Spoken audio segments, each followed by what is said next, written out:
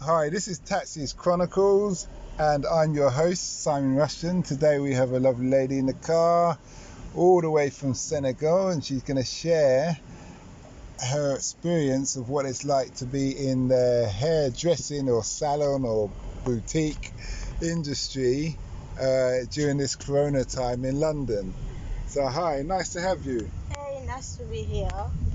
Okay, so how have you been coping were you in quarantine at first, and did you get sick at any time, or? No, I didn't get sick at all, but I was in quarantine for I think the same time as everyone else. A lot of people haven't been in quarantine, so you may have to expand on that a bit. I think I just started having home visits from the 16th. I had 3 people come to mine first. Okay, Then I started coming out like last week. okay. So how are you managing? Tell us about what you do first of all. So, is it like a boutique? What is it in the hair business you do? So I'm like a Afro-Caribbean specialist. So I do like braids, weave-ons, those sort of hairstyles. I used to own a shop. I just closed it down. Okay. Yeah. So because of what's been going on for 3 months, it didn't make sense at all. It's not economically viable. So I just closed down my shop and I just went mobile. Will you find that mobile will be more effective for you? For me right now, yeah, because the loss that I've endured is too much, and I don't want it to affect me for me to be taking loans or credits. Mm-hmm. They don't want to go into that. But mind you, when you do your mobile, you can market yourself online and just have a big. Yeah, I've done that already. Okay. Yeah, so I put a lot of advertisements. Okay. Do you want to share your brand in case people want to try you out? Right now I have a I have a I have a I have an Instagram page. It's at Glamorous Styles. And Do you want to spell that just to make sure? You know, sometimes people aren't the best at spelling. It's not their strong point. True. My webpage is at GLAMOROUSE then underscore official styles. And you can follow me on Instagram. Okay, that's good. So have you found, so your business died down? Yeah. You had to shut the shop, sadly. Mm-hmm. But you've been thinking on your feet and you've been proactive, and you've Yeah. been able to get home visits or do home visits. Yeah. Tell us about that. How does that work? It's more flexible for me, I would say. I don't have to be in a shop where I have to, wait for clients to come in, book in.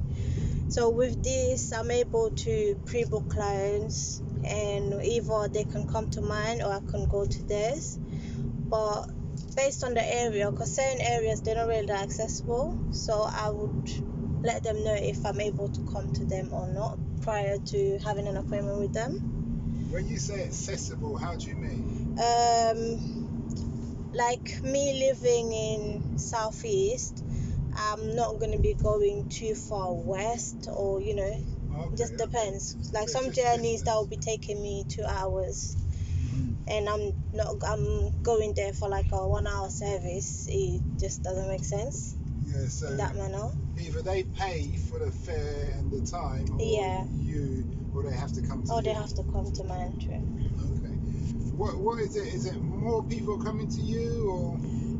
For what I've realized, a lot of people don't want to leave their house. Okay. Yeah, maybe because of my type of clients, but most of my clients, they live like in the city and they're very precocious. They just want you to come to theirs because they don't take the bus themselves, so And they they're don't not want to catch they an don't Uber. want to catch anything, so they'd rather you just come to them. Okay. That's interesting. My barber, he just said, "Come to my house." Yeah. So I go to his house once a week. But I'm a rebel, and I'm a key worker. So I help the nurses, just in case anybody on the show wants to have a pop at me. In that respect, okay. So how are things looking now? Are they picking back up? Yeah, it's picking up slowly. Mm. It's not like before. I don't think anything will go back to how they were before Mm-hmm. because a lot of stuff are still shut. where are people going? They're not going anywhere. So most of the styles they're doing is just to just stay at home or go to work and back, really. Okay. So what's the most popular kind of hairstyle you do? Currently it's braids. People they like braids, single plus, knotless braids, Okay. all type of braids, really. Is that because it lasts the longest or something? I would say a lot of people are discovering their natural hair, so they're more likely to just not do the weave on and just try on different like braid styles. Okay. Yeah. So what are you gonna do? Are you gonna market the natural hair as well? Market the what? Natural hair. I have natural hair myself. You should market that then, girl, innit? Yeah. Market it. Let them I have know natural that. hair myself. Yeah.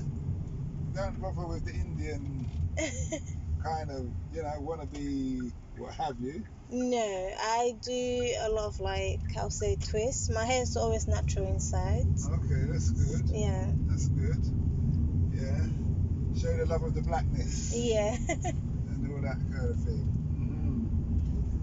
So what's the future for you then? What do you see the future? Do you see yourself just roaming around on an e-scooter, or doing the hair, or are you gonna think about opening the shop back up, or the market? Are you waiting in the market? I have a degree in oil and gas management. Okay, sister's got grades. Okay. Yeah, so more or less, I was planning on getting my professional diploma in either health and safety or project management. So after I finish that, then I'll just get so on you're to doing it. so you're still doing your degree? I finished it. You're doing a master's? It was either a master or professional qualification, so I'm more leaned on the professional qualification. Okay, you doing that through a company? You have to, most of them, yeah, private companies. Okay. No, so you're employed by a regular company and they pay for your course? No, you pay for your own course. Really? Yeah. You should have get in with a company. It's like when That's like it's like a big oil and gas company or some project management company. Yeah. They require you to have those diplomas. Well, it depends on the angle you approach, I would say. Most of them, because most of the jobs on those specifications, they ask you to have either, for project management, you need to have the Prince 2. For health and safety, you need to have a health and safety diploma. Okay. Yeah. Alright, fair enough. My background's construction management, so I'm aware of health and safety, and I was going to do a job in Afghanistan in oil and gas. I've actually made a contact of a guy who does oil and gas in Iraq. So maybe, I can put in a word and see if he's in Shell. I think he works for Shell. Okay. Yeah, and stuff. But he does 2 weeks on, 2 weeks off. That's nice. And he flies his own plane as well. So, but he doesn't fly there. That's his thing. I think he has 2 or 3 houses here. Okay. It's when I picked him up and dropped him off. And stuff. But he's a nice guy. We'll see how it goes. Let's put on a few hints. So your future is in the oil and gas. Most likely, yeah. Little... Hair is just a skill that I've taken from my mom, and I'll say I've developed it and done it for me to have an earning, really. Well, you say you're from Senegal. Has Senegal got oil or gas? We discovered oil and gas, so it's a job for you there. Yeah, definitely. Get in with a company, and if your government sounds like a good government, like you were speaking, they are okay. Then he will ensure that any Western company or any company that comes there to drill their oil must train. To be fair, the Senegalese. Don't tell me it's the French. Hopefully, but they've done a lot of scandals already. You need to kick them out. Trust me, they've done a lot of scandals. Kick them out. We don't want them. Yeah. So that would be good, and then you could get that on the job experience in your own country. Definitely. And set up a salon or a hairdresser boutique, True. which probably won't shut down. Yeah. No. There you go. still going to be a side business in the future. Yeah. Or you could just bring a load of e-scooters or something like that and see how people get on in their African wraps flying down the street on the e-scooter. Oh, trust me, I don't think the roads are that smooth for you to be doing that.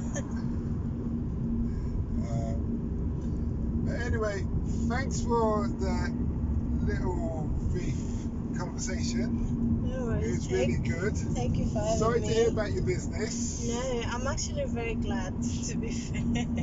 Okay, well, yeah, it's a relief. Yeah, I move on. I'm not one to dwell on things.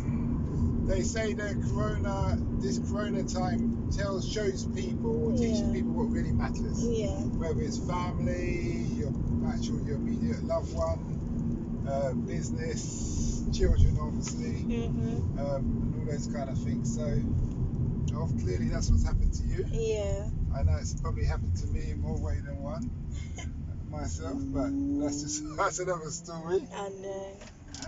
And thanks a lot. Thank you. Okay.